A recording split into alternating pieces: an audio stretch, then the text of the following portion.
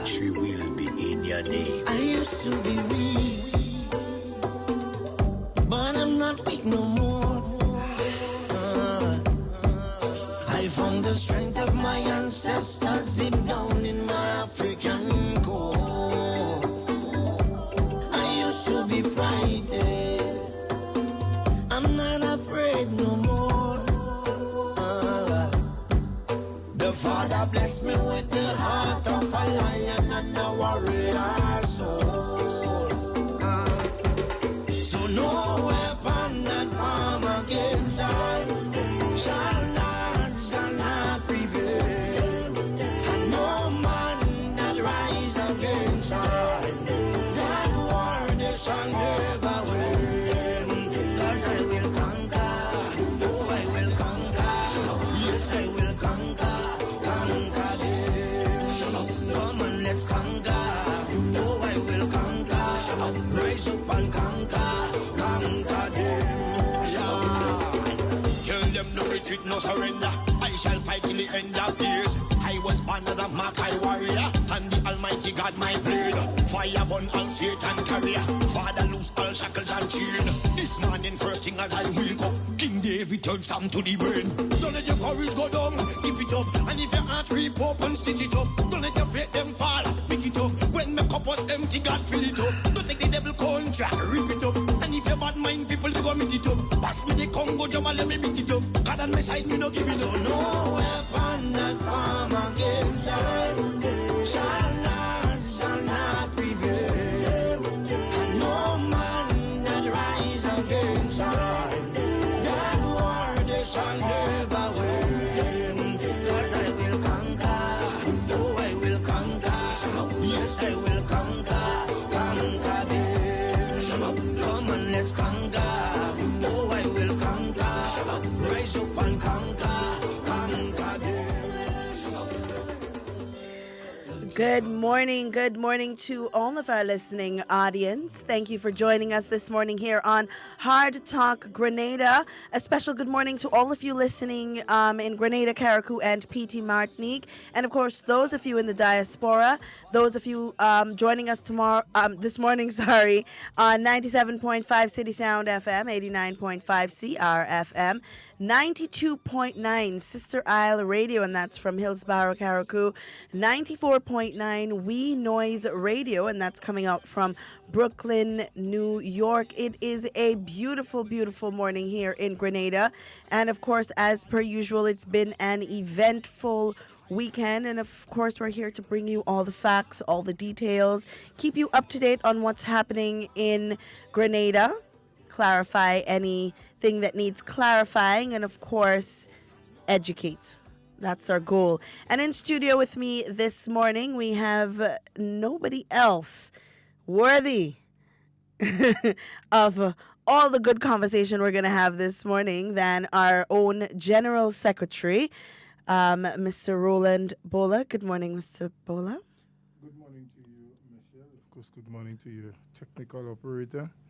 And I'd like to join you to say a hearty good morning. It's warm outside. It's a beautiful day to all our listeners, not just those who are listening to us on radio, on the various stations that you mentioned, but also those who are joining online, because you do have an online listenership. And so we hope that for the time that I'll be spending here with you, that we'd be able to bring across valuable information that can continue to educate people, and in some instances clarify doubts that they may have had or improper information that they may have received. We always aim to bring only the truth to the Grenadian people. So welcome, and thank you for joining us on our talk. All right, great. And of course, on a Monday, we aim to keep our lines open from the get-go because it's been a long weekend. And of course, we want you to be a part of the conversation and, of course, share with us anything that may have happened, anything that you need clarification on, because that's why we're here, right, Mr. Bola? We're here to clarify. So if you have to assist, yes? Assist in clarifying, if we can. Yes. And of course, if you have any misconceptions, any questions, anything that you want clarification on, we'll try. We'll try our best. So the numbers are 440-7377. That's our local number. And of course, you can WhatsApp us as well at 440-7377. And of course, for those of you overseas, you can contact us on 347-329-3101. Well, Mr. Bola, I just want to get right into it because there is something that I want you directly to speak about, and it has to do with a project that is ongoing, of course, in your constituency.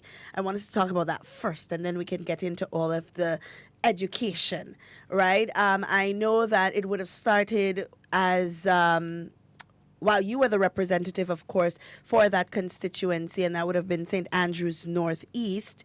It's a playing field, I believe. Do you want to give us an update on how that is progressing? Certainly, Michelle. Yes, it's a major project, a project that started during my time. In fact, it's a project that the people of the village has been asking for from day one when I entered the political arena. And so it took us quite a while before we got the project on stream. Actually, what we say, boots on ground. But for many years, we've been struggling with how can we unfold that project and where. As you know, or most people may know, that our neighboring village, the village of La Poterie, is neighbored by the village of Tivoli. And both villages produced over the years many, many talented sporting individuals. In terms of athletics, you had guys who, in the early years, from SAS, that topped the 100 meters, 200 meters, like Livingston Nelson, Godfrey Augustine, and those guys. They're all from Tivoli area. And at the moment, Tivoli really doesn't have a proper playing field. What was used was the little church grounds right in front of the Catholic Church in Tivoli there, close to that junction. Right. Over the years, the ground got smaller and smaller because the church did developments, created a permanent concrete road that led to the church and so. And as the government road, which bounds it on the southern side, expanded, the field itself became much smaller. Outside of that, you have the regulations. Whenever there's a church activity, you can't have any competitive games being played. So right. Small in size was one of the hindrances, but secondly, since the church, once they have any activities, and nowadays they have quite a lot more activities, not just Mass on Sunday morning, but during the week and so and then it's becoming more and more difficult. So what you had was the at least two or so of the cricket teams that participate in the St. Andrews Cricket League from Tivoli was actually using the La Poterie playing field, along with another 3 teams from La Poterie. So right. There was a time when you had at least 5 cricket teams having to use one ground as the home ground. And the field in La Poterie, while it was bigger than the one in Tivoli, it was not in the best shape. It was a hill, you're sloping. It was small, yes. Could accommodate a cricket game at the local level, but would not be ideal for any regional or international standard game. You couldn't do a proper football game. And so from both villages, people were clamoring, why can't we get a better field? Right. Tivoli would like to have their own field. La Poterie would like to have their own as villages. But if they get one proper field, at least for the time being, they can work with it. So we went on the search, trying to see where we can find suitable lands that can give us a full-size, first of all, football field. Because we felt if we got a football-size field, it would accommodate cricket and other stuff. And that hunt went on for a while, and we could not find, lands that were suitable and available at the same time. So we eventually decided that lands adjacent to the present field in La Poterie must be acquired, right. and move on. For those who understand the whole process of acquisition, it does take time. So because you want, and the first and foremost thing is that based on the law, you must be acquiring for public purpose. So in other words, government cannot just acquire what is yours personally to give to me. Mm-hmm. If it's not for public use, then the law doesn't support the acquisition. Right. And then when you first and foremost verify or clarify that it is for public purposes, there are a series of things that you must do. So first you have to approach the owners of that property, whether it's a building or land or whatever it is government is intending to acquire, and make them an offer. It is until that fails, the negotiation between owner and the government, then you move to the first stage of putting up a notice indicating, and that's a public notice that must be stuck up on the property, Right. or on the edges of the property, the 4 sides, that indicates government's intent.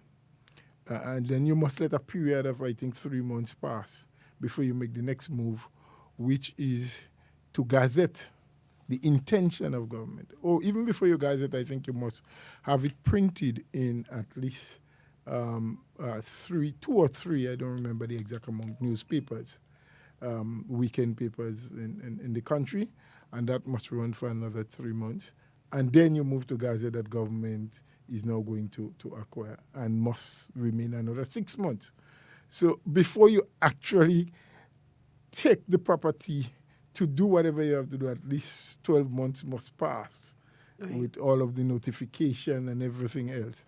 And then when you finally acquire, then the Governor General must consent to it and must place that in the Gazette again. Wow. To know that acquisition has actually taken place. Mm-hmm.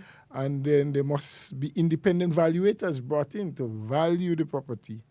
And in the case of La Poterie, where the true owners of the property reside abroad, they're not in Grenada, and we could not find means to get in touch with them. But as a result of the acquisition order being placed in the newspaper and being stuck up on the property, they got to know, because guest friends or relatives, right, or whoever would have said this is what and they contacted us at the ministry. Right? Then you need to, if the people are not here to collect, when the decision is made and certified by cabinet, put the money in what they call an escrow account, mm-hmm, where it remains for a certain amount of years. The people must then present the official deed and plan to claim that, yes, this is really my property, right, and the monies will be paid to them. In some instances, if they're dissatisfied with the valuation that was given, they can appeal that in court. Mm-hmm. Yeah, but there are certain, I think, 7 years or so within which they can do that. After that period, I think they would lose their ability to think. Right, so we got through all of that, and then came the funding issue, because you had to do a lot of earthwork excavation, because we're talking about a hill starting from very low towards the road and going up that steep slope. So to get a full-size football field leveled properly enough, you needed to cut the hill and push the stuff down the bottom and expand it towards the northern side a bit. And so there was a lot of work, and it took about nearly 1 year before we got the surface to the stage where we wanted it. Right. And a lot of that had to do with the fact that during the year when which was 2 years ago, we got a lot of rain in between, the time we started. So there was a lot of stoppage. There was sometimes 2 weeks because you were using heavy machines and excavators and bulldozers. And so when it's really wet, you need to give the field 2-3 days to dry out sufficiently so the machines can run on solid ground. And sometimes just when you think you had enough sunlight, and you would get a day's work the following day, the night the rain falls again. So right, you had to wait another 2 days. So we had lost significant time due to weather changes, the rain in particular. But eventually we got through that. So as we speak now, the field is ready. It's grassed nicely. The Ministry of Sports takes care of cutting it. We have put in a tough wicket. We were hoping to do a test of the wicket this October gone. However, the special grass that was planted on the turf did not all catch up as good as they should have. Some did, and a lot of other grass came in. So that is being looked at now. So I presume that very early in 2020 we can do that. The concrete works are being done now, retaining walls and the bleachers. We're doing bleachers, I think 8 of them. 6 is complete so far. They're working on the 7th, and then you have the last one. They are 164 feet long, each of them. And from our calculation, working with the engineers, and so we should be able to seat at least 500 people, easily on the bleachers. So I'd say in another 2 weeks, the bleachers will be complete, and then we have to go to the fencing and other things like that. Oh, wow. That is a wonderful achievement, of course. I know you're probably proud of that and being able to look at it, its development from the very beginning to now. And I know that makes you feel, good that you've delivered that quality of work to your constituents. A sense of accomplishment, but I think the people of the community is much more happier than I am, because they're eventually getting what they always wanted. That is wonderful. Yeah. I mean, in the beginning, you had some people that were not totally satisfied because I don't think they understood the concept of what we were doing, really. And they didn't even ask for an explanation, despite the fact that we had several community engagement and trying to explain to people that the work will be done on a phase basis. It all depends on the availability of funds. There may be time when you have stoppages because the funds were not available to continue, steadily. But there was a commitment that it will be completed. And I honestly believe that it's going to be, I believe we were hoping that by the end of this year we'd have full completion. But now again, because of weather and sometimes stoppages because we had to wait on funding to come, we're looking at the first quarter in 2020 to have everything completed, toilets and everything in place.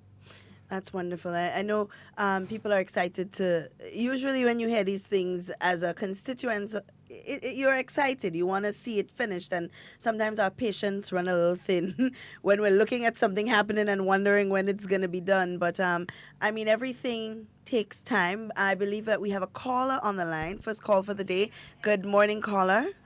Hello, morning. Good morning. I'm calling for HARDTALK program. Yes, you're live. You're alive? You're live. But I call and the phone ring about 20 times and nobody answering the phone?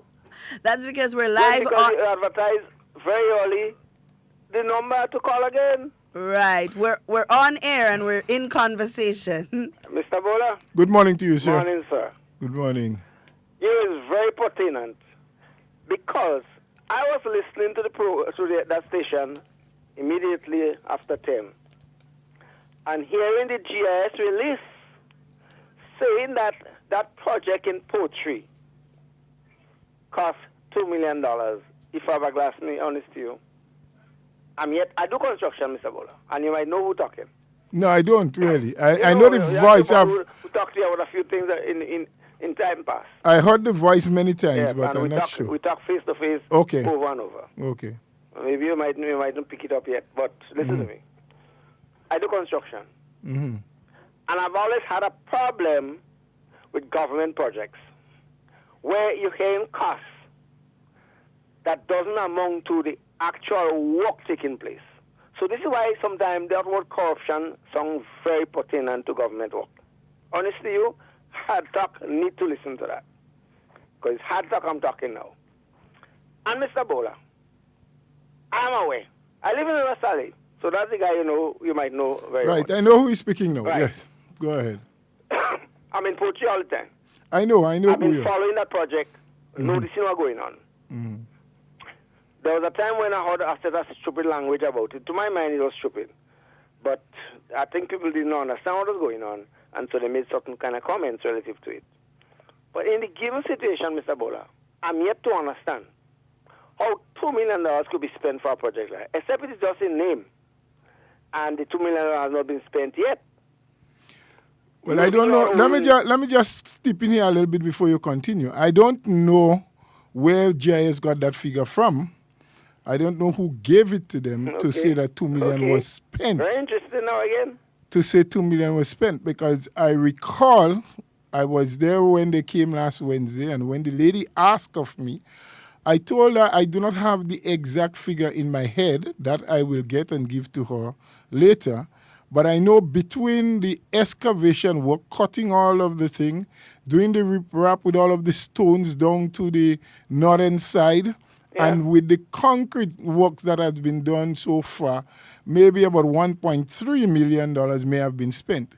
There is an overall cost that may go up to about $2 million, but $2 million has not been spent. I would understand that. Your explanation or your description, you might say, to sound more sensible. So if they would have said $2 million spent, project. Oh, well, they could say a $2 million project. No, that's a different thing to $2 million being spent. When she used $2 million this morning, she said the project cost $2 million. That's what the actual word she said. Okay, I didn't hear what GIS said. I heard GIS was just before you came in. Yeah, I didn't hear when you came in, because I was angry with myself for a while, angry with the whole idea that it would cost that $2 million is spent there already, and that kind of money is being spoken of. And interesting, there you were when the lady introduced the program. Yes. Hard Talk. When she started off, your name came up and you were there. So I had to bring it up to you. Yeah, well, I appreciate that, but I don't know how they did it. I must listen to try and get the clip and listen to it. Yeah, that's what she said, a $2 million project. Yeah. And it sounds funny to me. But at the same time, too, I am aware of how much it costs to use this backhoe on them. Well, if it was the backhoe, it would have been a lot cheaper. The excavators, on them. They work by the hour. I mean, you knew what the place was like. Yeah. The kind of, it was really a hill and stonework there. Yeah, and then the stonework. Yeah, it would cost. It would cost. It would cost a lot, but but definitely $2 million has not been spent as yet. That stone there, that's a very good idea. Yeah. Putting that stone down there is very good. But there was a set of disheveling in the village, where farmers was. A whole set of farmers were, well, I used the word disheveled already, and confusion turned up as a result of the playing field. Let me ask you, had that been rectified?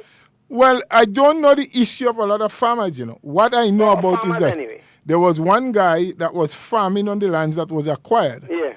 And, well, he was not the original owner. That's the first person who I advised the ministry to go to have a conversation.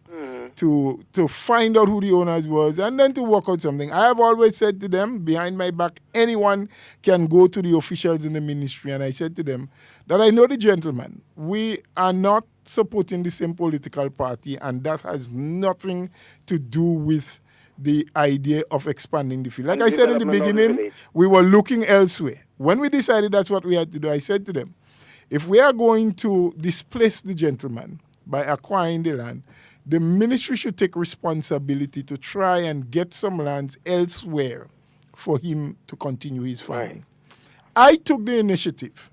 The director of NIS at the time was a gentleman called Mr. Logie.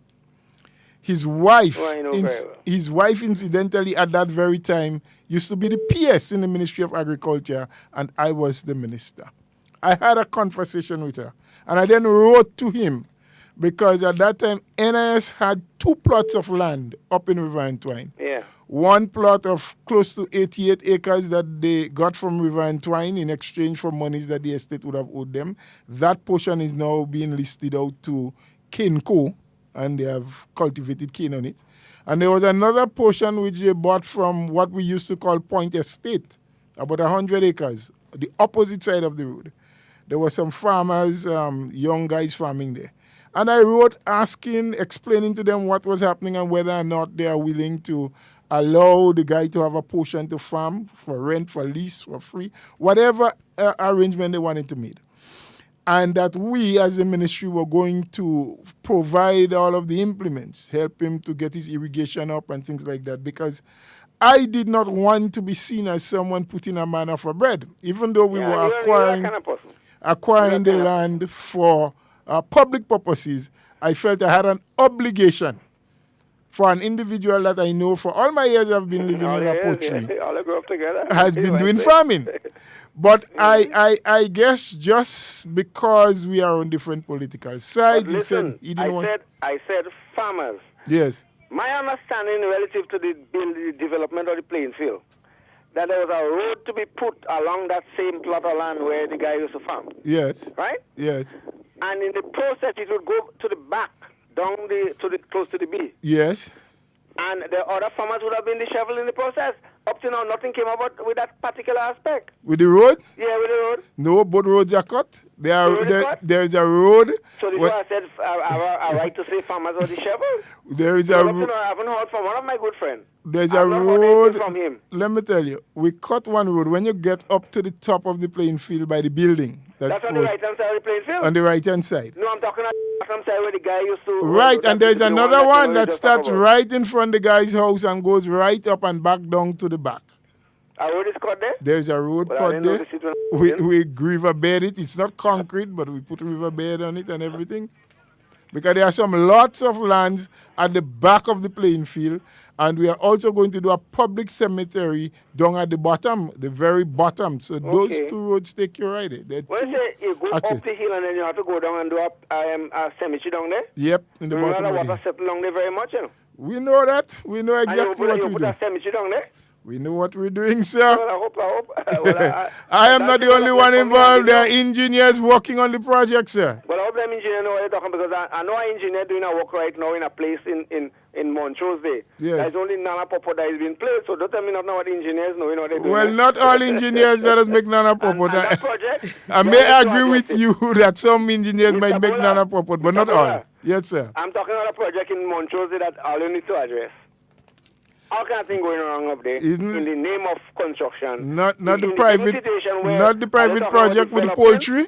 And people, young guys have been so angry in the place because they have been taken advantage of.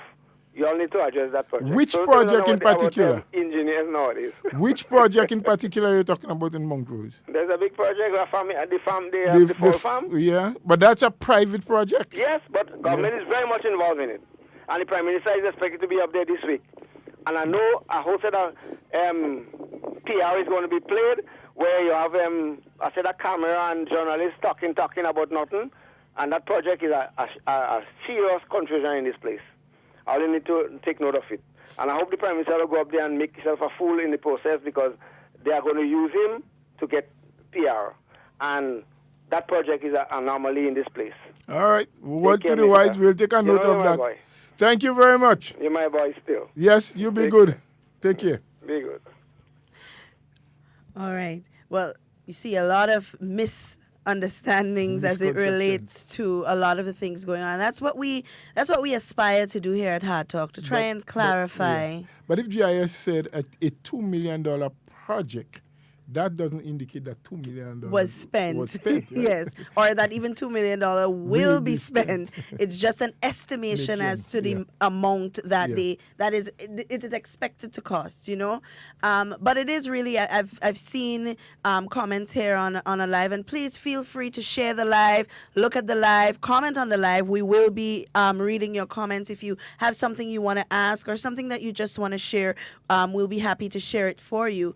But persons here are generally very happy and sending, of course, their commendations on the good work that is being done as it relates to the playing field. And I mean, there are so many other stories just like this one in all of the constituencies that I'm hoping we can get the representatives to come and share with us what's happening within their constituencies, because there's a general consensus by just a small few with loud voices that seem to say nothing is going on or nothing is happening, and then when you do actually hear or when you see for yourself the things that are happening, then they tend to say, oh, well, it's because we would have said, when these things were already in planning and in motion.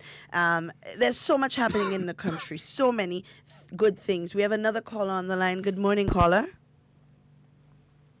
Hello, good morning, caller. Good morning, and how are you doing? Good morning, we're fine. Mr. Bola, Good morning, sir. warm greetings from beautiful Carriacou. My friend. Yes, you, yes. you ain't cooking no maniku today, nah? Eh? You ain't cooking no maniku or whatever it is be cooking. You like to cook, Cooking today. You cook. Guana, man. Kukwangwana? Yeah, Yeah, I know you like your wild meat. Anyway, good morning to you. I put in a little bread dumpling on the side there, so I could just put it in the guana soup and thing. I know. So how you doing otherwise? I am well, and I do hope that you and all the people of Carriacou and Petit Martinique are well too. Tell me something now. Yes. I would like to invite you in Carriacou up for Parang and listen while it's singing. Yeah. The good news, the bad news, everything. The indifferent news, boy. Next year I come in Carriacou and I make Parang on me too, you know. Don't leave us. Eh? Next year I call for Parang and I look give me a Parang, you know. No. Well, if no, we give up Parang, we're thanking you for the good thing you are doing to Grenada and Carriacou. Okay. So you go be a good Parang. That one won't be a bad one. That's a balance. So what to do? Look out for you or don't look out for you? Well, it's always possible, you know. Carriacou is a place I love. I come there as often as I can, and maybe I can time my visit in such a way that I could be up for Parang. Okay, Yes. all right. Yes. So what? The DJ man listening to me? Yeah, he did. You want your song? Do something for me, please. Yeah. I have a device that I could record. When he finishing the program, I would like him to play the song with the Roland Bowler. Yes. I know listening, I would record it and I could blast it off where I'm playing loud and clear so everybody could hear. We must make a copy of that song for you and get it to you. Eh? We have it in archives there. We must make a copy. We're going to do a copy for you and make sure we get it to you. A copy of this song. If I get it player, there is a cassette player. Oh, a cassette you have? Yes, that I could afford. So Well, once he played after the program, once he played, I press play and record and I have it covered. Okay. All right. Yeah, we can have a blank cassette here. All right. So you will do it for me, please? Yes, I'm going to ask him to make sure that he find this song and play it for you, please. Okay, thank you, Brother Bola. You take care, man. Go and get that guana some fire. Yeah, go and get some fire. When I finish, I'll give you some mouth. I hear you. Take good care of yourself. Well, you take care, brother. All right, nice. Nice. Bye-bye. All right. So, Mr. Bola, there's a lot of things that we have to look forward to as it relates to developments within the country on a whole. I know the government would have recently sent out a newsletter on all of the developments, and I'm hoping that it can be placed in all government offices if possible so that people can get a first-hand look as to what's happening. But before we get into that, we have another caller on the line. Good morning, caller. Oh, no, it seems like we've lost that caller. Okay. Michelle, just before you move into the next item you want to deal with, I just wanted to say in relation to the project in La Poterie, as we speak, the field is ready and usable. In fact, almost every afternoon, the young guys go get their sweat with the football and so. Right. And the teachers from the Tivoli High School, because that's the field they use for the sports, the annual. Well, last year they didn't have because of walk to rule. Right. So there was no athletic sports meet. But they had inquired and we already let them know, of course, it's usable.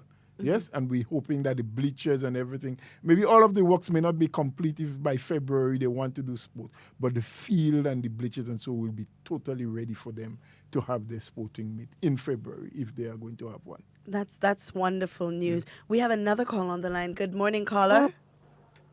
Hello, good morning. Hello, good morning. Good morning, caller. Yeah, I could hardly hear you, but I guess you can hear me. Yes, we hear you loud and clear. This morning I'm calling to complain about Mount Rush Road.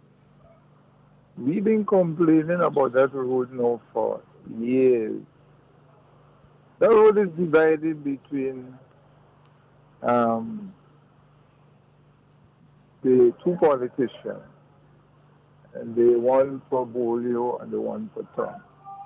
Plus, it is a kind of private road, so the private guy had to come in also. Now, we use that road there on a daily basis. When the bus, we the busmen, okay, I guess car bottom does also touch the two roads. The buses, when they are full, the bottom, there is part in the road that the bottom is touching. Now, it's not too long ago I took my bus to the garage, and the bill come up to nearly $4,000 because you have to have so many robbers and sharks and everything went. And I think it's time that something should be done about this road. Please. And another thing what I want done too is where to come up from the housing scheme there, 2 signs should be on the top of the road there. So when the bus is coming up the hill and vehicle is coming, the buses don't have to stop. Because some of the buses, the Toyotas and them, they cannot start from where they stop on the hill. They have to go right back down. The Nissan bus is okay. Or those Toyotas, they have to go back down. And I think 2 signs should put up that's showing the people that this is a driveway and things is coming up the hill are stopped on both ends. I would like you to do that for us. Just a little clarity before you go. Where exactly you want the signs? For on the roads coming out of the housing scheme? On the top, where the vehicle is coming out from coming out from the houses. From the housing scheme. All right. Right at the, because the vehicles, when no one stops, right. They just go through and go through. The buses have to stop. We get you. We take note of that, and thank you for your concern. We cannot tell you exactly what plans are there for that road. I know the road you're talking about. A lot of the heavy trucks from the quarry use it. We busmen is going to hell up there. We understand. We can only bring your concern forward. We can't tell you it's today, next week, next month. We just tell you we understand. I know the road personally, and we are going to make representation on your behalf. What I'm saying, if the road cannot be fixed now, please level it out for us. Great. Level it so that we will have a little leeway, a little freer run.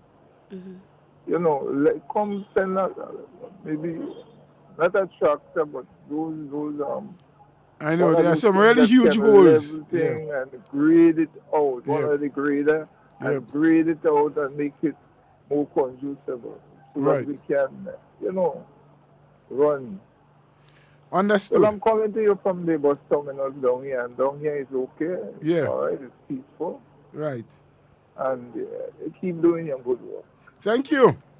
Okay. Have a blessed day now. All right. I do know the road that he is speaking about, and they do have a few I don't even know if to call it holes, but yes, in that side. So we'll definitely bring that concern forward and see exactly how we can help from our end. We have another call on the line. Good morning, caller. Good morning. How are you? Good morning. We're good. Okay. All right. I have some few concerns, right? Mm-hmm. In the sense, like the entire, do you have Mr. Bola is the General Secretary, right? Yes. Okay, good. Mr. Bola, do you have any plans, or the government have any plans for the south of the island? Because it is developing quick and fast, and there's a lot of things that you need to be looked at, right? Everything as in everything else. I could mention it if you wish to. Well, I would like you to, because when you say plans, that's a broad word, because government always has plans for every part of the country. Yeah. But are there specific things that you are hoping to see or you would want to know about? All right. The thing is that once you see, many times you see ambulances rushing in from St. George's to Grenada. Yes. Most of the time. Can you find a place that we could have nearby, that instead of beating all the traffic unnecessary, that it could be moved around in the south very quickly? That's one. Then the two, even the police services need to be, I think, need to be upgraded. More heavily patrol need to be done, because we're still having a lot of congestion on the roads, because Grenada is developing very, very quick. Mm-hmm. Yeah. Also, many places we have pedestrian crossing now. I don't know, but Chinese are giving us a lot of help in Grenada. Yeah. A two-way. If they could help us get some overhead crossing, that you don't, the thing is that in the morning time when you have people are crossing the road. So every time you come to a pedestrian crossing, you must stop. Mm-hmm. And people want to go at the same time. Yeah? Okay. So if you have people moving forward, just the quick movement of people will upgrade the fast movement of traffic. Mm-hmm. Yeah? You're right. Also, you need to have a plan there whereby you could have a vendors market. People are having vending all over the place. Vending for tourists or regular vending? Sorry? Is it vending for the tourists or regular vending? Because I know on the beach, somewhere by the Catholic Church side. No, but like we are along by the fish and chick area there. You know, these are people who are making things happen. It's not to shut them down, but it's to give them another uplift in their life. I love to see that. You know, like so upgrade them. Probably to have a proper market facilities where they could have proper, you know, everything, washroom facilities, everything. Yes, the buses could go and a proper service like a small vendors market, a proper vendors market, like the market square, but properly done for them. Or maybe something look like a mall, but not it's something fitting within that. So you upgrade the life of the people as well and free movement, instead of having everybody all over the place, because you need to do that. You can't have everybody in a corner jamming all over the place. If you look at it in the Wall Street area, people want to sell coconut, enter in the Common Park or by KFC. Or in the Wall Street area, everybody want to take a corner. No, have a proper place where everybody could be seated with a nice environment where you encourages people to come. Yeah. Mm-hmm. Yeah. You need to free up the traffic. Once you put some of this small mechanism in place, you will try to free up the areas that people will go in and movements will be more free there. Right now, you see many times it's not like that. Small things that create major problems. All right. Yeah? Point taken.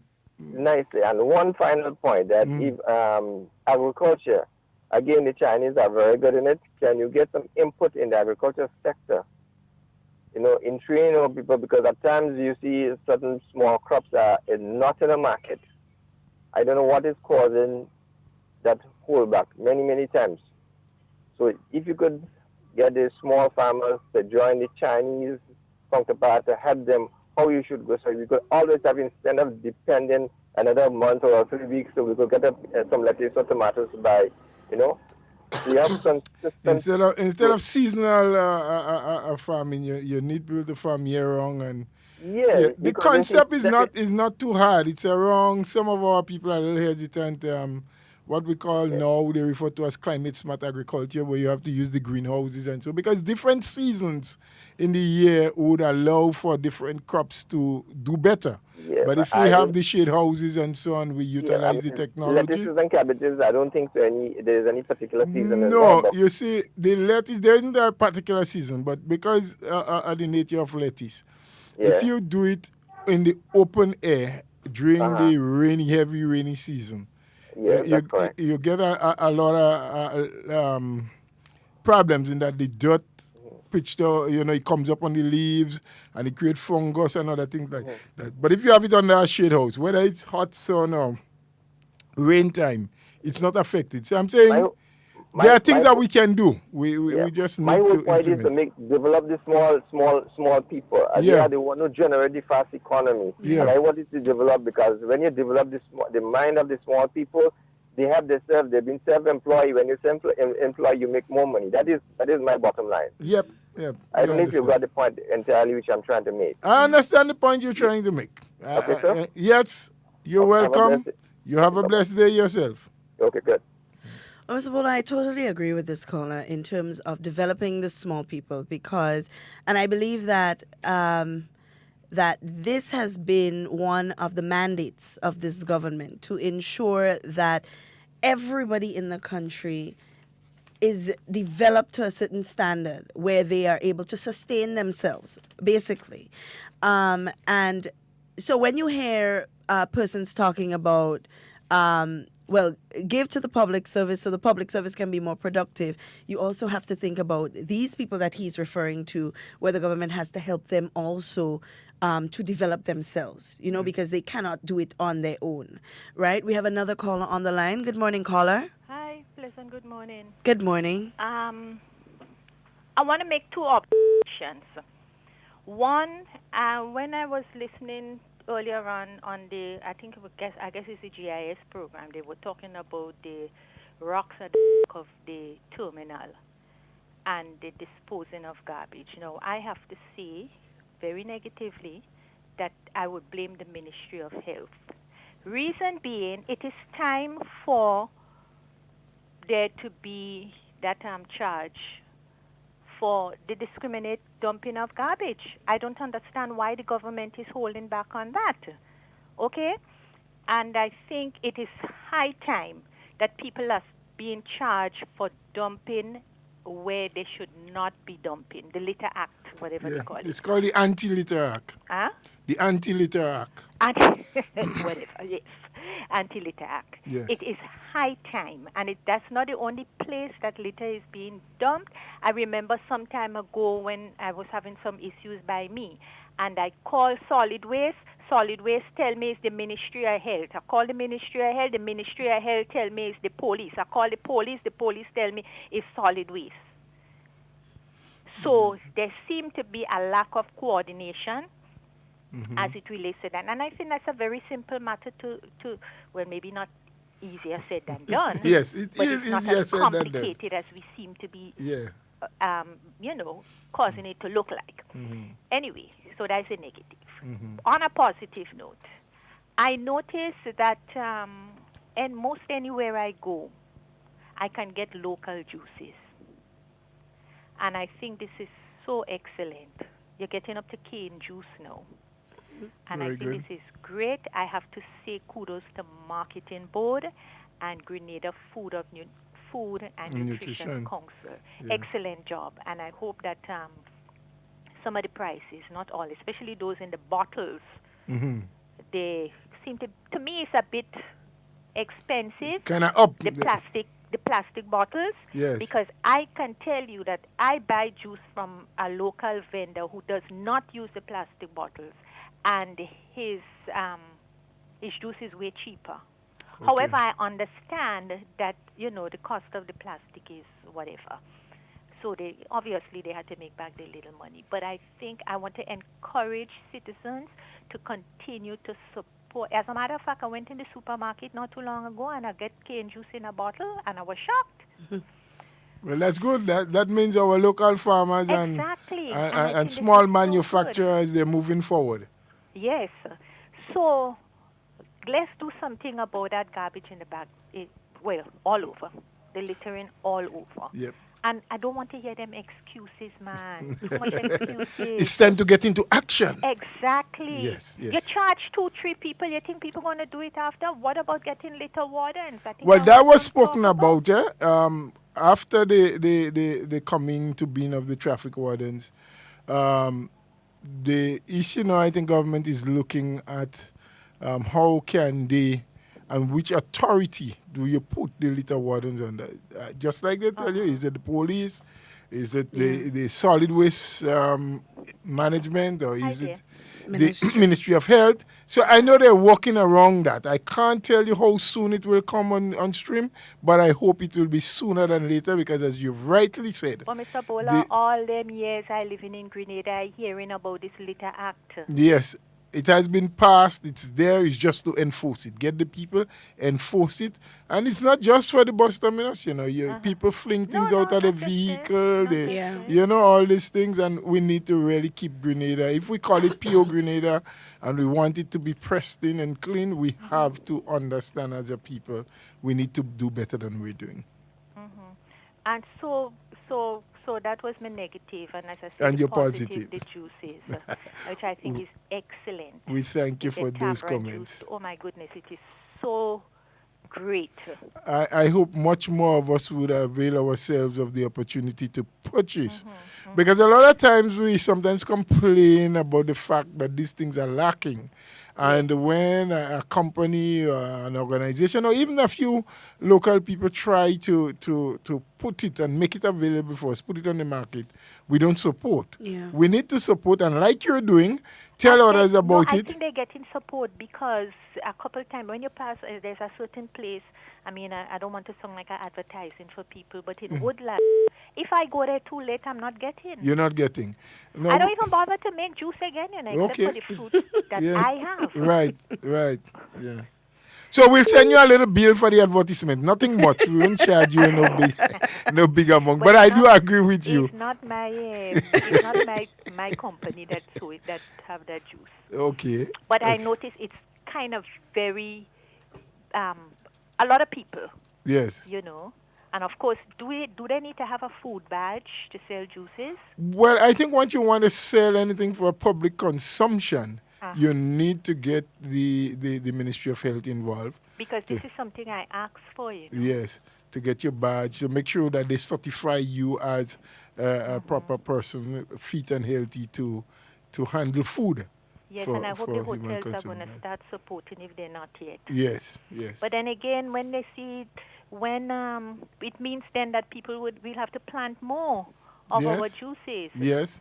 Because when marketing board just started to do the pulping, you can't. Well, I don't think you could get it still in the outlets. You have to go to River Road. Right. Because they never have sufficient. Because they never have sufficient. And we are having an issue with our citrus in Grenada at the moment. Yeah?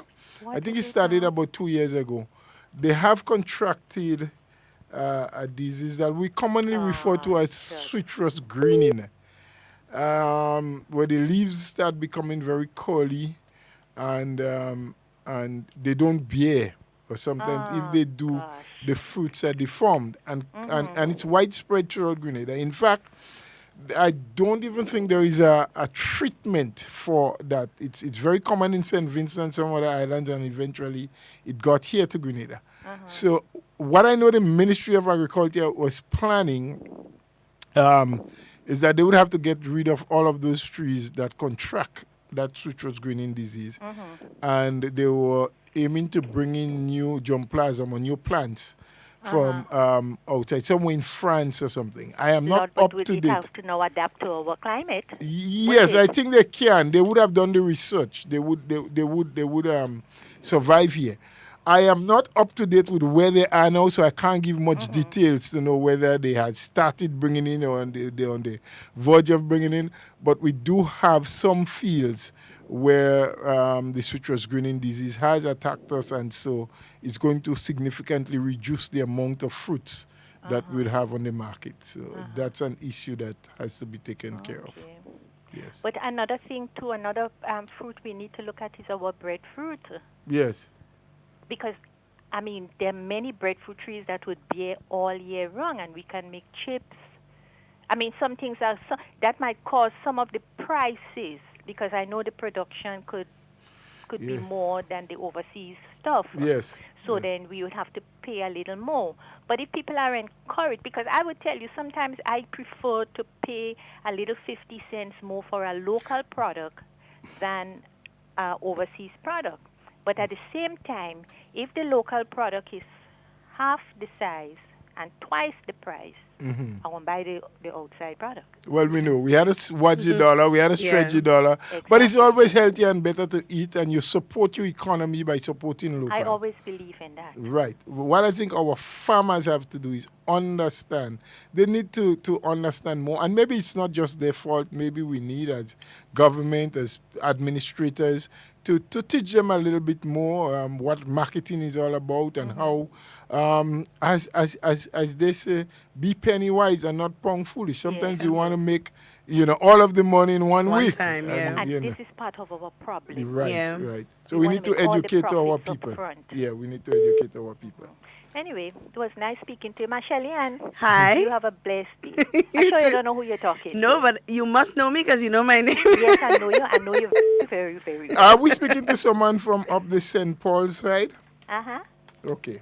What you say? Are we speaking to someone from up kind of St. Paul's side? Nah. No? Okay. Well, Shelley-Ann know me very well. For some reason, she ain't making out my voice. At all, but I must know you very well because you pronounce my name well. Yeah. You sound so much like a lady we all know who used to be at the Ministry of Youth at one time. No. I never work with government. You never work with government, but the voice sounds so much like ours. But anyway, that it's very nice. We think we might invite you onto the program because you have ideas and you have a good radio voice. Really? Really? Wow. Really. So quietly you're going to make contact with us. We don't get the number and we don't get in touch with you. We won't do it publicly. We won't let everybody know. Shelley-Ann, if your mother listening to the program, ask her if she make out my voice. I will. She will tell you. All right. All right. Thanks Have for a your blessed contribution. Okay then. Good, right. Bye. Have a blessed day.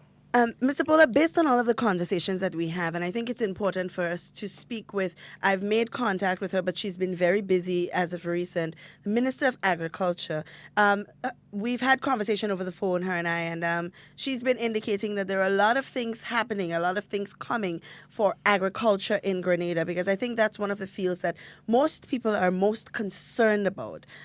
Is agriculture dying? How are we going to revive it? What's happening in agriculture? What's going on with our farmers and things like that? And it's good when we can hear from some of the people, some of the good things that are happening as it relates to our local products. Because I tend to always, as much as possible, buy local because I aspire to cook every day.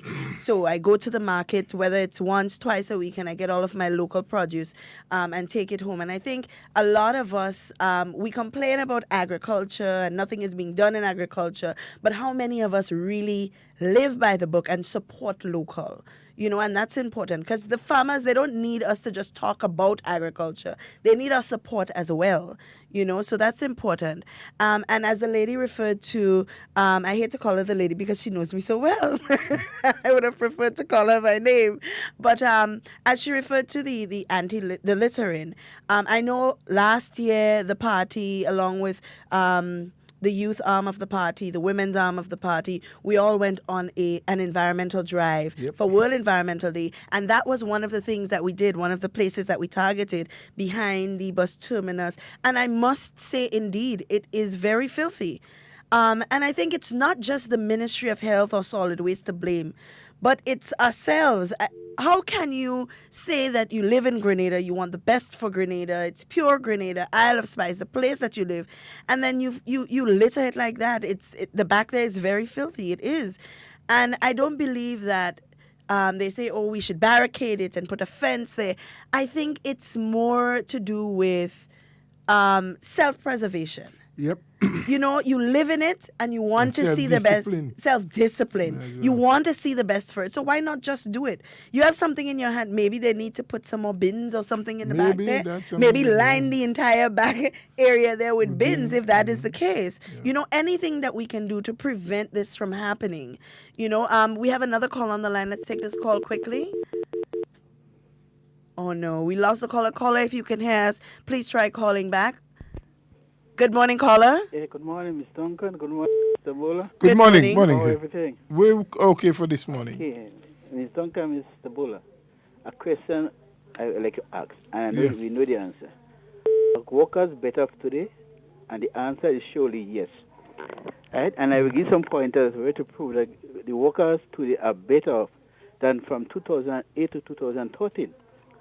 When we look at government workers, have consistently received salary. Hello? Yeah, we're there. We're listening to you. We're hearing you. Government workers have consistently received salary on time since 2013. Yes. Over $110 million in salary increase and other benefit was paid to government workers. Over the last 3 years, government paid 10% increase in salary to public workers.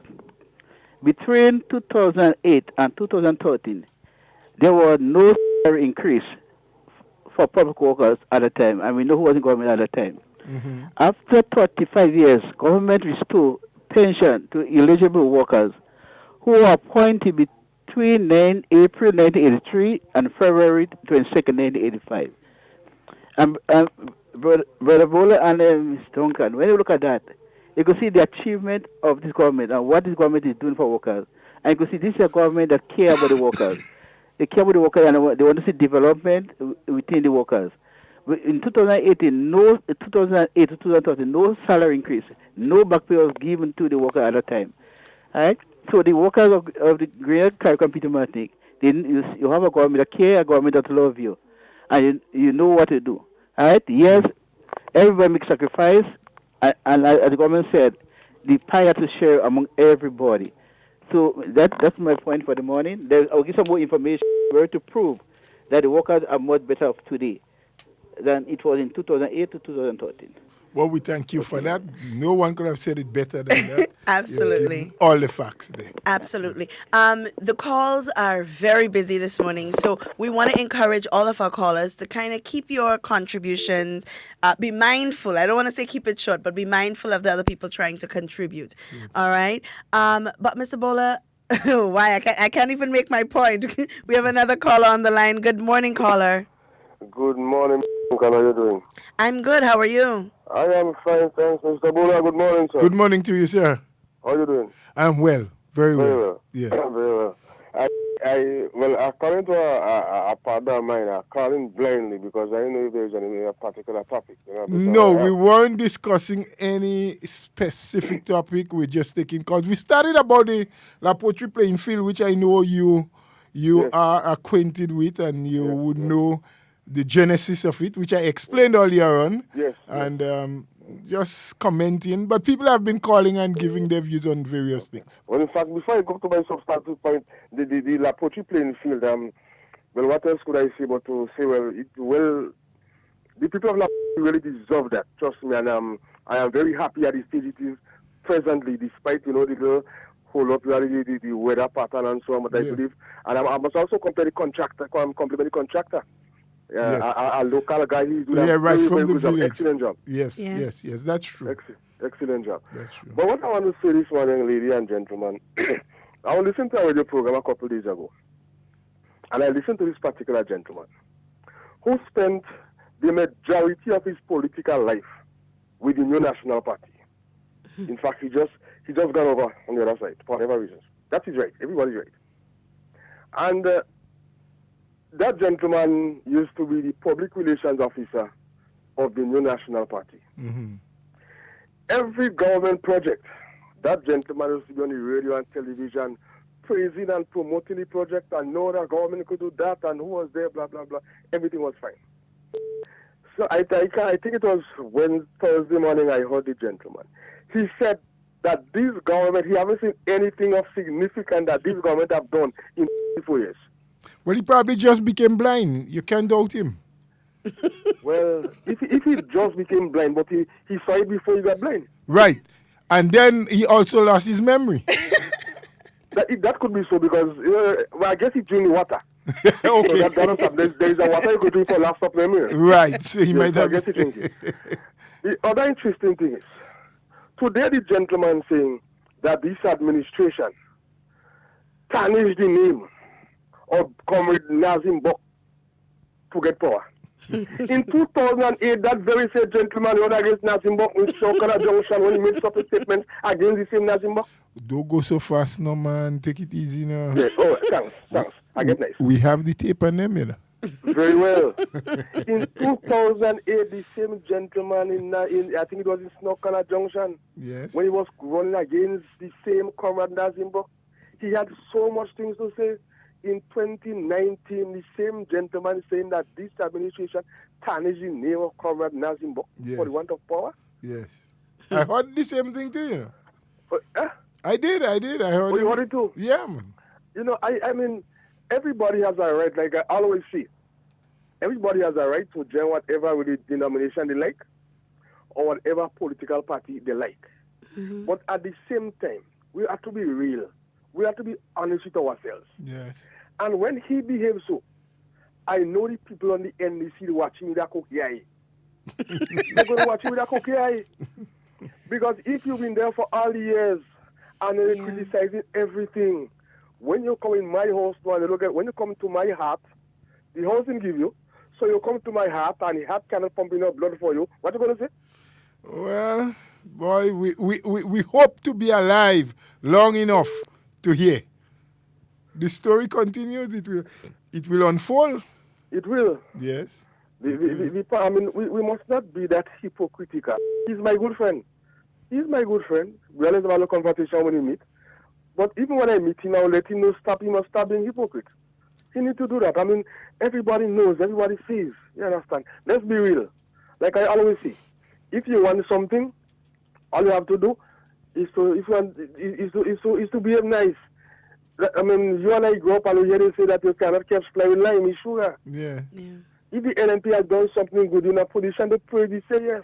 they have done this good. You can't tell me 24 years, you have seen nothing of significance. Well, I learned that they said in the couple of years they've been in government, they have done far more than the NNP has done in all its years in government. And, you know, I am not doubting them because it depends on which side you're looking from. They have done 100-fold more to destroy this country than the NNP would have done. I was just about to say far more destruction. Yes. So I can't doubt them that they have done more, but they must say more of what? That's more the point. destruction to this country.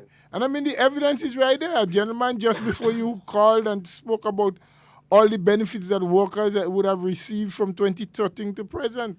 And during the period of governance by the NDC, nothing happened. I mean, people was wondering if they would get paid at the end of the month. So, I mean, we could go on, but sometimes, you know. Interesting, Mr. Bulla, this final one. There is a police activist for the NDC from St. Patrick. I know where he gets his photo from, but a hole in the road in Monjalo. A hole in the road in Monjalo on Facebook. And talking about Grenada has a new, what you call it again? Lake? Lake. Grenada has a new lake.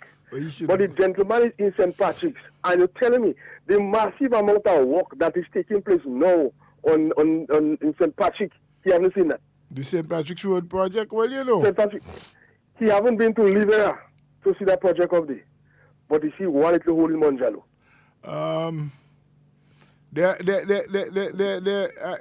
In my early days when we were doing biology, they said that sometimes with your eyes, you could be either short-sighted or long-sighted. Yeah? I think people who are long-sighted, that was just the common way in saying it. You see things from a distance, and what is closer to you, you don't see it very well. Yeah? So you never know. He might be suffering from that. Maybe. Anyway. Maybe he sees what is wrong a long way, but what is right in front of him, he can't really notice it.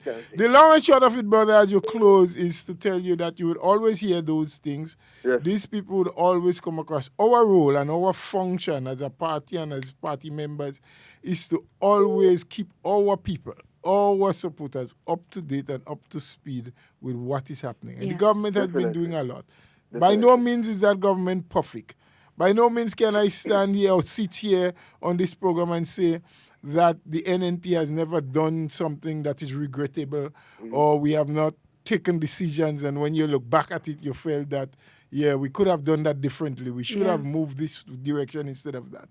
But that is being human. And once you're active and you're looking to do things and to produce, those things will happen. That's not an excuse. Could you promise 1 minute to make a PSC, sir? To make a PSC. PSA, sorry. A public service announcement. Well, let's hope it's public service because we charge for every other announcement. Yeah? So go right ahead. It's a public.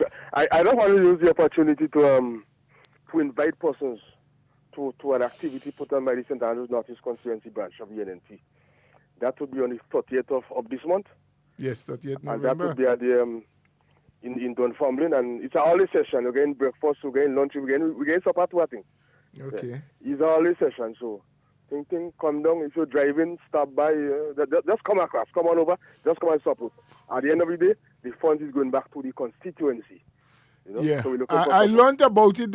Some information was given to me. I understand that it is to assist with the Christmas tree lighting and toys distribution for the children of the constituency. Yeah, and they said breakfast will be served from 6 o'clock in the morning, and you have a lot of things. Roast bakes, fry, breadfruit, Tanya log, all kind of thing, cocoa tea, good old-time cocoa tea here. And titiri just come up. Oh, yes, they did mention that Titiri fish cake. Titiri fish cake with saltfish and what have you. Yes, right on the grounds there of that office grounds in Dunfermline. Right close to the road, so you could be coming with a bus and just stop, and they'll hand you your breakfast and you leave with the same bus. Nice. And then from about 10:30, 11 o'clock, they'll have lunch. Oil dung, I heard what they said again to boys. I think from St. John's, the people are doing a kind of waters with a cow head and thing. And they have pilau and a lot of things. A solid bar. It's an all-day session. Yes. Right. All right. We'll see. After the 30th, you'll get your bill. Don't worry. Thank you. Yeah, all right, sir. Yeah, take care. I already checked. Okay. All right. All right, good. Mr. Bola, you know, it's funny because it's something that I often talk about. They say never bite the hand that feeds you. Yes. They often say that. I don't understand how you can spend so much time in a political party and, well, I mean, I could understand. You know why? Because it happens in marriages too. You spend years and years with somebody, and as already divorced, they're the worst person in the world. So it happens, but it should not be that way. Because the years of good things that you have been promoting and the years of good things that have been happening should supersede anything else. I mean, even if you don't support the party, at the end of the day, you must understand that what you did within that party was contribute to Grenada. So you should be proud of that. You should be proud of the fact that these are the things that I assisted in doing to help build Grenada, regardless of which side I was on, you know, and that's sad that they can't see it that way. And they have to always see it as a fight, a push and pull. We have another caller on the line. Good morning, caller. Good morning. Good morning. Again. That lady who called your name and you didn't know who she is, or you still don't know who she is. She made a point initially, which was so positive. Are you hearing me? Yeah, we're listening to you. And then when she went to the other point, she said, on a positive note now. Let me tell a lady, don't let me have to call her later again. Because all she points was so positive. All right. And the first part of her program, of her presentation was dealing with the garbage and the unsanitary aspect of our people in this place. And let me point out something. I took my children during a holiday time to peruse the country. We went to Grenada. I went by my good friend Kane Man, who you all should know very well. Yeah. And bought cane juice for my children. Handed 2 straws, which has paper on it. My children took out the paper, went to the bin that Mr. Kingman has there for this garbage process. They put it in the bin. A big man, bigger than me as you might say, hardback, Mr. bought a cane juice, was given the same implement, as you might say. And there he was, pull it off from the straw and drop it on the ground. Yeah. Right in front of him, you know. Yep. That's the kind of mentality of some people we have in this place, you know. Yeah. And I'm yet to understand. I'm talking about my 5-year-old and 3-year-old children, you know. Yeah. Took out the garbage from the straw and go and put it in the bin. I have seen that problem we have in the bus terminus area, you know. I visit there all the time when I get a chance. And you see so much food boxes and papers and so on between the stone. You wonder what is going on. But I heard something recently, I know you're not aware of it, that there's camera placed on the bus terminus right now to monitor this kind of behavior. You all don't know about it? Well, we don't know about the camera being placed. What we know, and I've mentioned that before, that there had been a team put together between Port Authority, the Police, Ministry of Health, that had been trying to see how they can implement parts of the Anti-Litter Act, bringing some litter wardens and so. So maybe the camera is one first step that they have decided on. But Mr. there is Bola, a team. There is a team that is working. Over 30 years by now, I asked the government for a job. And it was in generosity. I wasn't applying for the job. To deal with people throwing garbage about this place. Now we have what they call wardens. Or we're supposed to have wardens, you might say. I don't know if they're working. And that whole issue of burning, not just creating polluting smoke, that where people have problem with so much and complain so much about and nothing is being done. Although I'm hearing that the police are telling people that they need a license they need permission to burn garbage nowadays, but people are doing it indiscriminately still. Yeah. People And if caught, they can be charged. And we really need to address that problem. Well, it's addressed. In a different way, I should say. They must get permission to burn even in your garden. You must get the permission from the police, who must come and see where you're burning and look at the surroundings and inquire whether there are people who are asthmatic and all those things. Affected by it so much. Yes. Mr. Bola, I do farming. I don't know you like your farming too, you do your farming. I don't live by it, except that it keeps me surviving healthy and strong. Yes. And I'm making sure whoever neighbors I have could get. But hello, I don't burn bush. I don't know why people have to burn bush. Well, some are not as educated as you are, so we had to help them. I don't know where the ignorance come from, because my grandparents and them never used to burn bush too. Yeah. That way. Because only nowadays I see everybody, what they call the place dirty. Well, caller. The place dirty so much that they have to get rid of garbage, what they call it, and they burn in it. Well, caller, what you can do to share your little part, you can share with us what your means, your methods are, since you don't burn, so that other people can know that there are alternatives to burning. Nowadays, you have to bust people head to get things into their head. Don't worry, if you talk about it enough, some people will pick up, and just a few changes makes a big difference. Yep, I know. Well, you're saying so everything positive, but who listening? Well, who listening will hear. We thank you again for your comment. Very good. We have a live comment, and the person is saying, Mr. General Secretary, we might have to take an approach as proposed by our late comrade Fitzroy Bain, who said that agriculture should be structured in such a way, from the preparation of the planting material and the land to the product ending up on the table of the consumers. It must not and cannot be done on an ad hoc manner. We cannot be doing agriculture the same way and expecting different results. Well said. Very well said. And that's part of the problem that we have. A lot of our farmers continue to do things the same way and expect the results to be different. They're not prepared to take into consideration new technologies, and the times have changed. Climate change in and of itself, it's an issue. There was one time in Grenada when you could predict exactly when we'd get rain, and our foreparents used to plant based on that. But things have changed, and we need to change too. We have a caller on the line. Good morning, caller. Good morning, Miss Duncan and my brother Bowler. Good morning, sir. And Mr. Nazim B. I think we from the same area. He probably doesn't know me. Regards to my two other brothers, Brother Devon and Brother Sheldon. Yes. Now,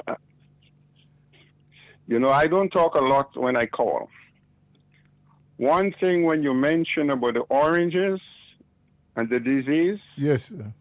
I live in one of the areas in the United States where they produce a lot of oranges. Mm-hmm. And we had that disease. They had to come and cut down all our oranges and give us new plants. Yep. Okay. So it's not a Grenada disease alone. We know. In fact, they say it originated from China. That's what we heard. All right. Well, we're getting it here because... Yeah, it's all over the world now. It's all over the world. Yeah, we mix up with China. Yeah. Now, a brother called a while ago, and he talked about a meeting in Snow Corner. Yes, some years ago. I was there. Oh, you were there? Okay. So those people, when you make a mistake and you stand in an ant's nest, those red ants? Yes. Yeah. You know what happened? You know what happened to you? Mm-hmm. Well, I know they're going to bite. I don't know what else. Yeah, you're Not getting only bite. scratch too. But all of us old-time NNP, they could run them out, they could say whatever. I can't talk a lot on the phone when I call. Yes. But I think I'm going to have to come and run my mouth at home. Well, whenever you're ready, come. Come, we'll gladly appreciate you. Well, I always come back and forth, and a lot of people don't realize I'm there because I don't say much. Okay. And Brother Bola, sir, I've been listening to you for many years. When I'm in Grenada, I went to all kind of meetings where you were the MC. Yes, sir.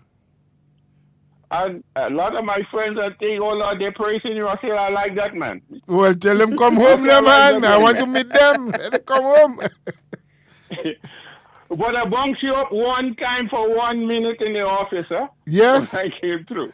Okay. Don't remember, but the next time you come, make sure we spend more than a minute. Yes, but let me tell you. Yes, sir. Hard talk is like a university class. Mm. The information we are getting all over the world from hard talk, there's nothing could beat that. So keep up the good work. Thank you. Right. We I'm will do our learning best. from you all. I'm much older, and they said you're not too old to learn. Yes, Yeah. that's true. So, Ms. Duncan, Brother Bola, Thank keep you. up the good work. I'm so happy. Every time I hear hard talk, I'm happy. Thank you. good. We'll continue to do our best. We continue to, elevate what we do and make sure that people get the facts and that they can have an alternative thought to a lot of the rumors and lies and untruths that they're getting. Thank you very much, and have a blessed day. You You as too. well. Take care and give our regards to all your friends. Well, I have my group. All right. Well, happy Okay, day take to you care. and your group. Okay, Good. Bye-bye. And that's what we aspire to do here, to make sure that people, not just here, but all of the people listening in the diaspora have a great understanding, a better understanding, a more true understanding of what is happening in Grenada. Like you said, Grenada isn't perfect. The administration is not perfect. No administration that will take, whether before or after this administration, would be perfect, right? Because it's always a work in progress. You have so many people in a country. It's like a classroom where you have different children with different learning abilities, different characters, different personalities, and you have to try to appease all of these characters, all of these personalities to get the best results for the overall class. Yes. And it's the same thing with government. You are appeasing to all different classes of people, all different types of people with different characters, different opinions, different political views, and you have to work for all of these people regardless of the political party that you are affiliated with, and we have to keep that in mind. If we keep up this political push and pull, where if you're an NDC, you don't want to listen to anything that is NNP, and if you're NNP, you don't want to listen to anything that is NDC. If we continue to grow our people in this way, then whichever party goes into government, we will find a country of people who lack respect for institution. And that is a big problem we have in Grenada. People lack respect for institution. Political parties, yes, they come and go. But the institution that is government remains the same. And we must learn to respect that. So when we go on political formats and refer to the Prime Minister by his first name and all kind of derogatory statements, those are all the things that we're teaching our children, to not respect the institution that is our government. Good morning, caller. Hello. Hi, good morning, caller. Yeah, good morning to you and your guest. Good morning. Good morning. Yes. The guest this morning is Mr. Bola. Yes, sir.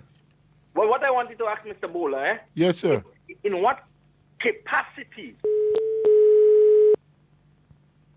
Well, I lost you there. Hello? Hello? Yeah, sorry. Hello? Yes, Hi. yes. Yeah, I was asking in what capacity you are there today representing. As what? I am in the capacity as the General Secretary of the party. But you're also dealing with information pertaining to government now, Well, sometimes people ask questions, and if I have an understanding of what they ask, I try to respond to them. Okay. See that you're out of government and you're not part of government administration? Yes. You seem to be well-rounded and aware of people who are ministers and senators. People understand where I who come are from? ministers and senators. Huh? Yeah, well, I know who. Well, I ain't sure if I I don't got understand. clearly. Try to rephrase the question so we understand better. We're losing you a little bit sometimes.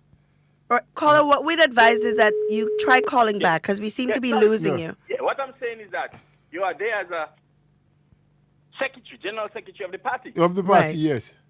But what I'm saying, there are ministers and senators who do not have all the information you have. That's what I'm trying to tell you. Okay. That's why I asked you the question, in what capacity Okay, right. you are there. Right. But I have two quick questions, eh? Yeah, please, should. Yeah, I won't tell long. Yes. You know that road from True Blue? I don't know if you have information on it with the government. What they have planned, because I see they patching that road every other day and then it dug up, but now I see they spending a long more time on it. But there is no improvement. Going down into True Blue? They are going from the Roundabout Morris Bishop straight into SU. Right, yes.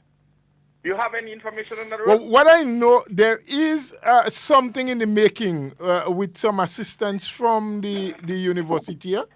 As to when they're going to start to pave, I don't know. Because remember, they were doing a lot of work with the sewer lines and so they dug up the road. Yes. Right. You sure they're complete with that? Yes. But I know the university had made an offer of a certain sum and government was supposed to put in a certain amount. And they're trying to finalize on that.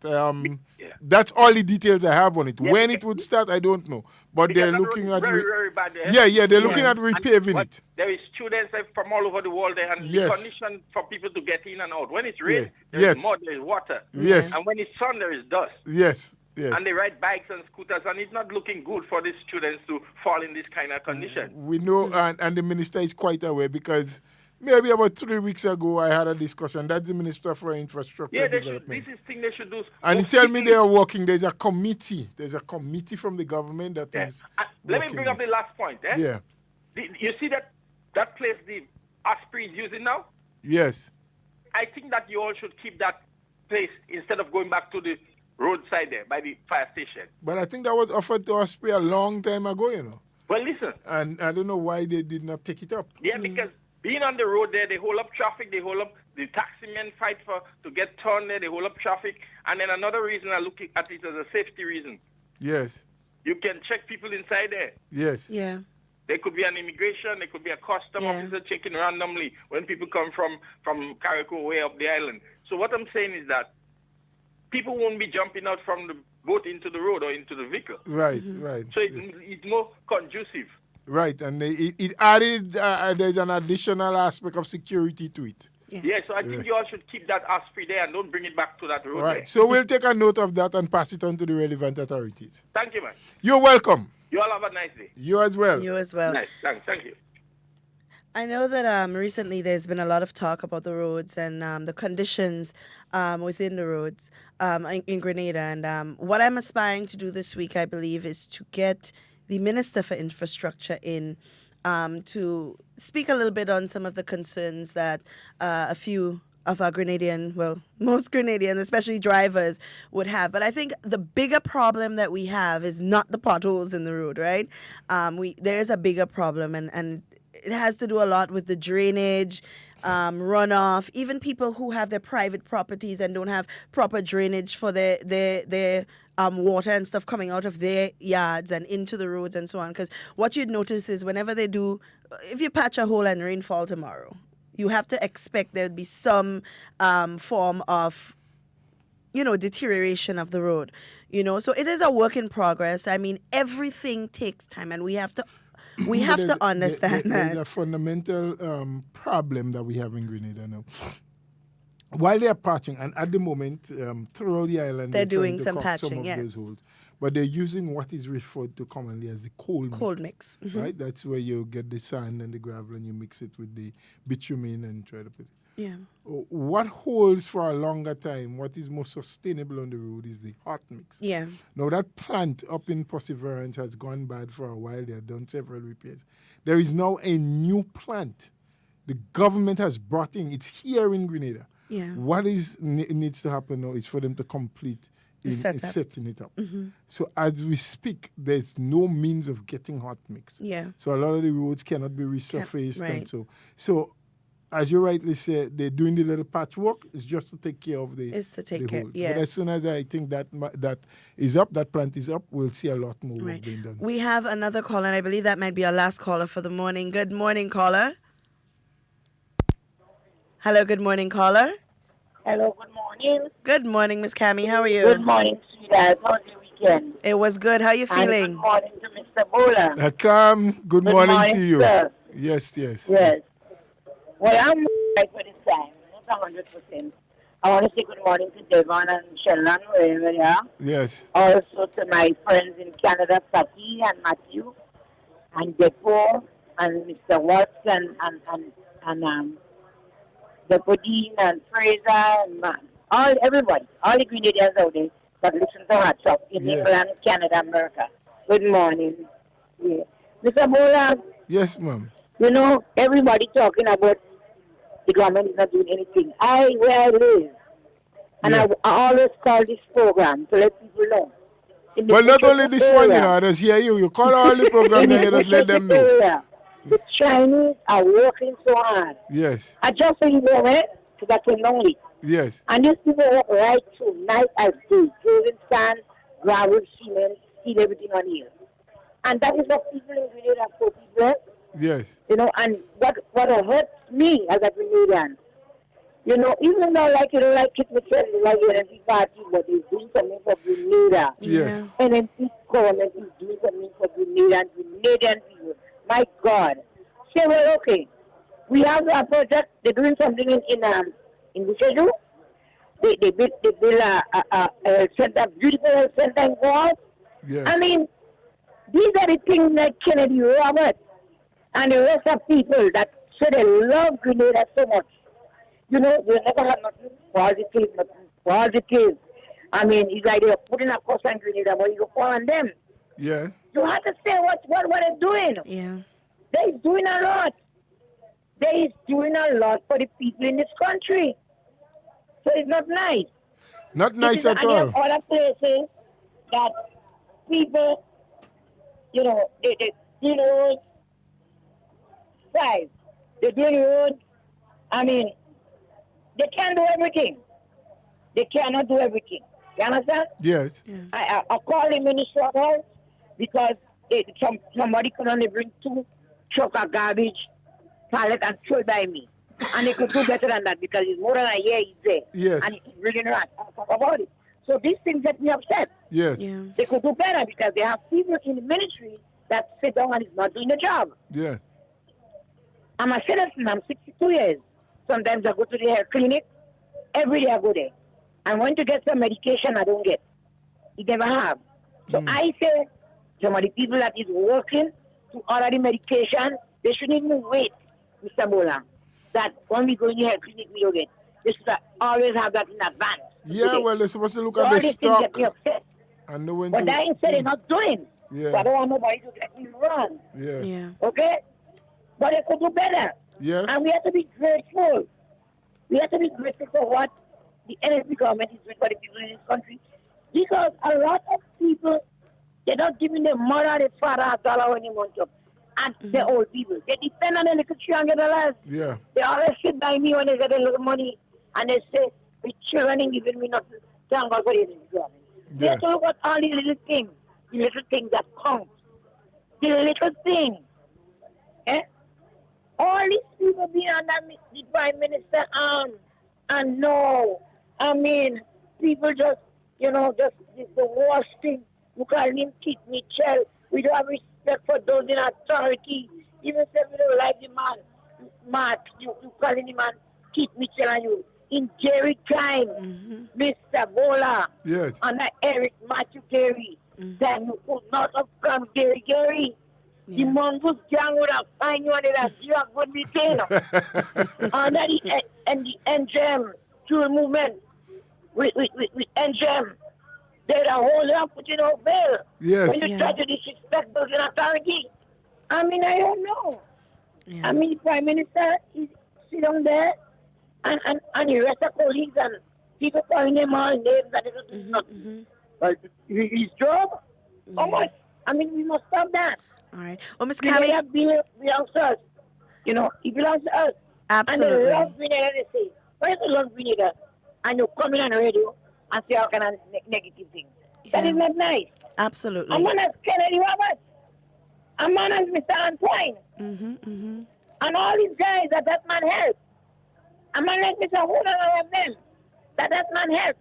Grenadians, do not be ungrateful to people. Even if we don't like one man, Grenadians belong to us. And we must remember, Keith Mitchell helped you all so much. He helped. Most of you all get on education through him. Yes. And all you must stop that, be grateful. for the little thing. Have a blessed day. All right. Thank you so much, Ms. Kami. Thank you. Thank you. Well, we are pressed for time, Mr. Bolden. It's always a pleasure being here with you, of course, in conversation. Do you have any closing statements that you'd like to make? You know, just to say to our people, Grenadians all over, this country is moving forward. This country is doing better than it was many years ago.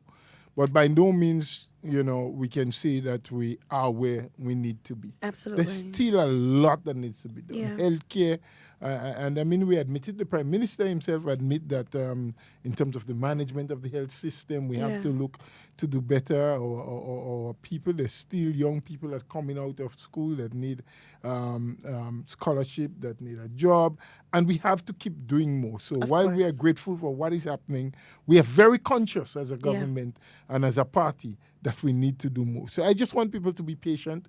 I want you to come on board. Yes, of course, the areas that you see weakness, let us know. We are not perfect. We are not a repository of knowledge. We don't know it all. So we need your constant advice. We need your constructive criticism. We need you to say to us, look, we are happy about X, but not so happy about Y. Yeah. Yes? But let's just continue moving forward, moving upwards, trying to make Grenada a better place for Grenadians and for those who come to visit our country. Of course. And we as a people, we need to do our part. All the Every little thing that you do, whether negatively or positively, affects the state of Grenada. Not NNP, not NDC, the state of Grenada. And we need to be mindful of that. We need to do our part as citizens of the state of Grenada, ensuring that it is a better place for our children to inherit, you know, and our grandchildren to inherit. So we've come to the end of our time. Of course, we always hate when we have to leave you. But in whatever you say and whatever you do, be safe, be secure. We want to be talking with you and not about you. Enjoy the rest of your day. Thank you.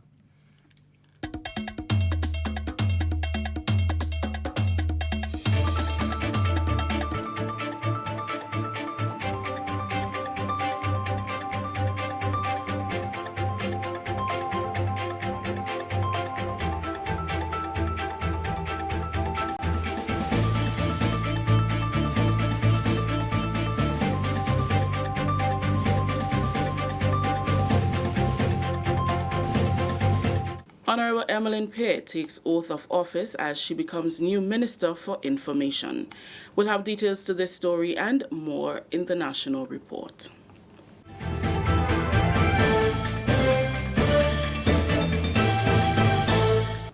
With the details to the news for Friday, November 1st, 2019, I am Rikisha St. Louis. Minister for Education, Human Resource Development and Religious Affairs, Honorable Emmeline Pear, took the oath of office and oath of allegiance on Friday, having been assigned the portfolio of Information Minister.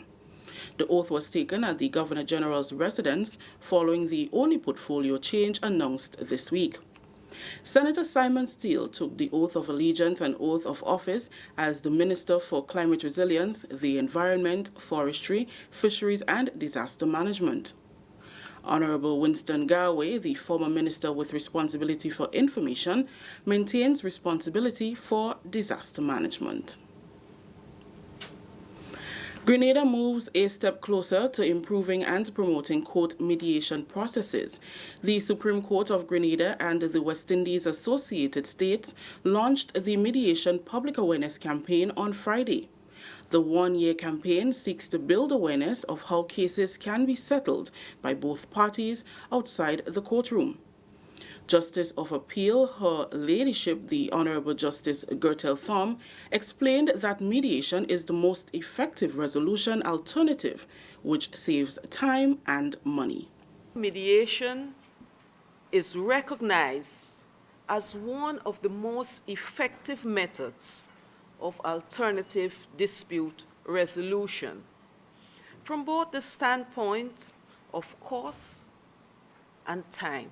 The Grenada justice system has been scolded for not sufficiently promoting the process of mediation. Justice Thom said although the cases were referred and successfully settled, there is room for more matters to be settled through mediation. In 2015, 120 cases were referred to mediation. 75 of them were successfully settled. In 2016, 115 cases were referred to mediation. 50 of them were settled. 2017, 99 cases were referred to mediation. 48 were settled. 2018, 102 cases were referred and 35 settled. Attorney General Dashan Ramdani charged the members of the Grenada Bar Association to sell the idea of mediation more to clients. He encouraged them to engage and accept the process. I hear varying comments about the mediation process. Some lawyers, they buy into it. And I'm not necessarily speaking of lawyers only in Grenada, speaking of lawyers throughout the region. They buy into mediation, some of us, and they're quite ready to encourage their client to engage the process. But there are those among us who are not so keenly engaged in mediation. Oftentimes you will hear a comment such as, my client doesn't want to settle at all. This person is clearly not going to settle. Well, that may be so, but we're advocates. Our task or our role is to persuade, to convince, to get people to buy into situations. The one-year public awareness campaign will be conducted in all of the territories of the court's jurisdiction and will include town hall meetings, panel discussions, and media conferences. The campaign has already been launched in Dominica and St. Vincent and the Grenadines. This is the National Report. More news after the break. Did you join the public service on or after February 22nd, 1985 and have since retired? This might be important to you. Government understands that the NIS pension may be insufficient to take care of your needs. So, while it awaits the court's ruling on the matter of pension for public officers, government has taken action to protect your quality of life so that you can take care of your needs in the meantime.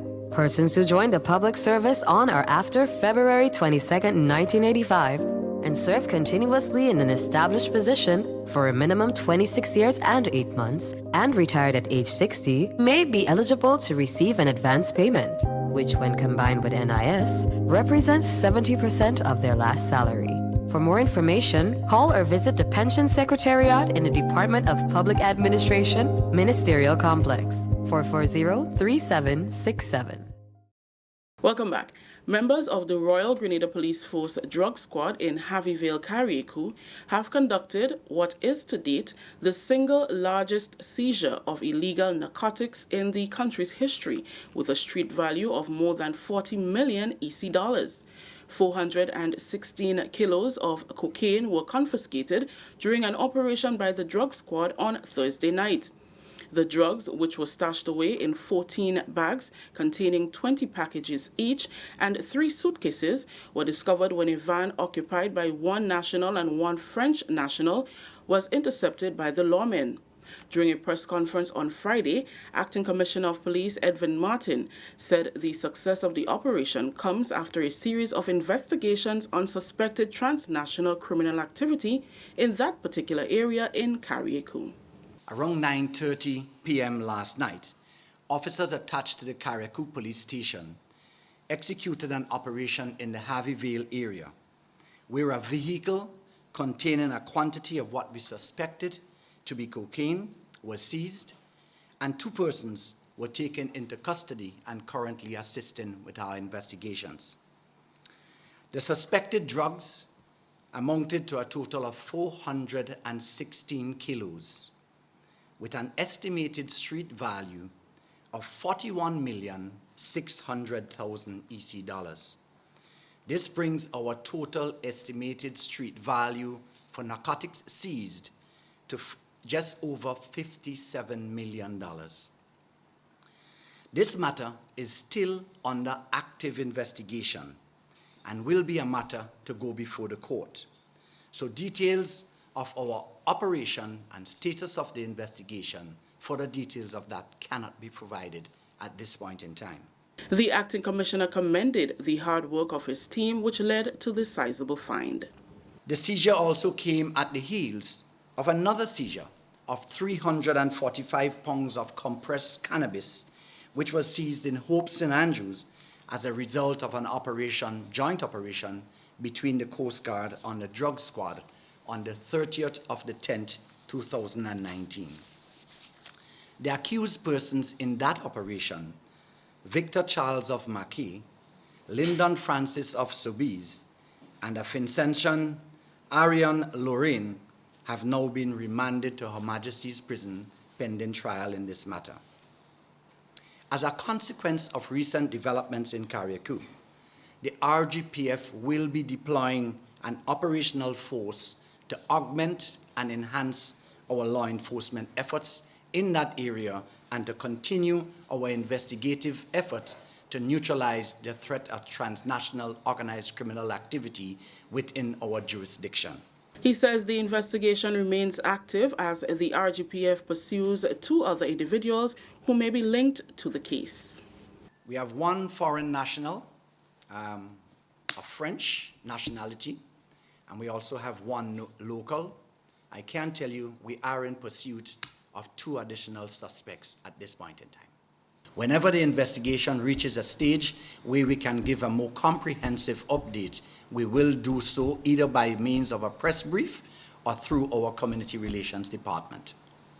Finally, in the news, the second phase of the $2 million La Poterie playing field project is nearing completion. The project, which began in September 2017 with the excavation work that involved leveling the playing field, strengthening the embankment with boulders, and cutting drains, is showing significant progress. This is complemented by the well-grassed playing field, the construction of the retaining wall, and bleachers that are almost finished. Former Member of Parliament for St. Andrews North East, Honourable Roland Bowler, was one of the initiators of this significant project, which will serve the residents of the community and neighbouring villages. The former MP and the current MP, Honourable Kate Lewis, accompanied the GIS team on a site visit of the project this week. As we spoke the last time on the project here, I remember telling you that the project was organized in 2 phases. The first phase had to do with ensuring that we get all the earthworks done, level the field and plant the grass. Now, that phase is, I'd say 98% complete. There's still some little areas as the time goes by that is settling, so you need to put a wheelbarrow to a dirt and to get it properly leveled. We are deep into the second phase. As you would see from the shots you took, we have done a lot of the concrete work so far, and we are almost completing the bleachers now. There will be 8 bleachers. They are 164 feet in length, each of them, and we calculate that we can take 500 people seated there easily. When that is finished, there's another bit of wall to do towards the far end, the northern end, and then we want to do some fencing of the field and the perimeter drains, and then we could call ourselves complete. While unpredictable weather patterns contributed to some setback, Bowler is confident that they will meet the completion deadline. From its inception, the project has generated employment for a number of young men in the community, some on a rotational basis. All who are on the job are local. The contractor is local. The workers are all local from the village or neighboring village. There's one gentleman there from Tivoli and so. And what has been happening with the unskilled men in particular, the contractor has been rotating. So guys will get and they've been paid weekly. So after 6 or 8 weeks work, he would let them go home and take on some new ones. So if you speak to most of the young guys who are around that are not permanently employed, they will tell you, well, I had 2 bites already, or I'm looking for my 3rd one, or I'm looking for my 2nd one. So they're trying as much as possible to share the task among people in the village. Mason on the project, Kenroy Harry and foreman Delroy Nelson, both of whom are from the community, spoke to the importance of the upgrade to the playing field and its environs. To the issue, I'm really happy because at the end of the day, we all need it, bring everybody together, my son, he could come play in the park, enjoy himself. And find that's the best move they ever make. So prior to this, where would the children, I know it was sort of a slope, but where would the children really go to play? Well, they have the children playground on top side, across there, and he's sweating in the park, kicking ball in the park.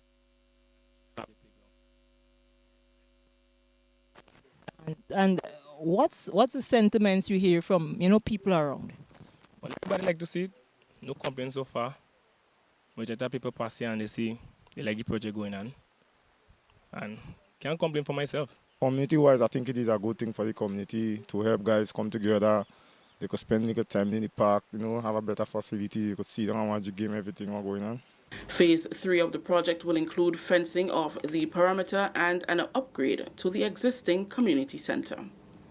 That story just ended the national report for today, Friday, November 1st. Let's recap the top story. Honorable Emmeline Pear takes oath of office as she becomes new Minister for Information. On behalf of the entire news team here at the Government Information Service, I am Rikisha St. Louis saying thank you for joining us. Until next time.